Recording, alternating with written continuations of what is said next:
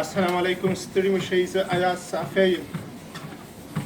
کرنتین د کرونا له خاطره روژه هم ده، د کوره کار هم ورسره وي، ورځې هم اوږدې دي، ګرمي ورسره هم وي. واضحه ده چې انسان به تږی کېږي هم او وږی کېږي به هم. تاسو کولی شئ چې کله هم لږه احساس کوئ په روژه کې، کله کار هم د کوره وکړو نو انسان باندې بوج ډیر شي، سټرس یا انزایټي پې هم ډیره شي. نو موږ کولی شو چې یو 30 دقیقو لپاره قدم ووهو. قدم که په ماشین وي ماشین باندې مولی شئ، په کوټه کې مولی شئ، په اویلۍ کې مولی شئ، په باغچه کې مولی شئ، په دهلیز کې هم مولی شئ. بیرون تګ ته د قدم وهلو دپاره ضرورت نشته.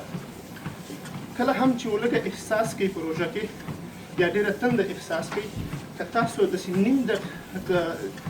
نیم ساعت دپاره 30 دقیقو لپاره قدم ووهئ نو ستاسو په بدن کې انرژي ډېرېږي، وخت مو زر تېرېږي، انرژي مو ډېرېږي او تنده مو راکمیږي. او خصوصا دا قدم چې کله شاوخوا 2 ساعته روژه ماتې ته پاتې شي یا 2.5 ساعته په هغې وخت کې ووهئ، تاسو ته ډېره ګټه رسوي. او بل یوه ګټه دا هم ده چې وزن هم ورسره راکمیږي.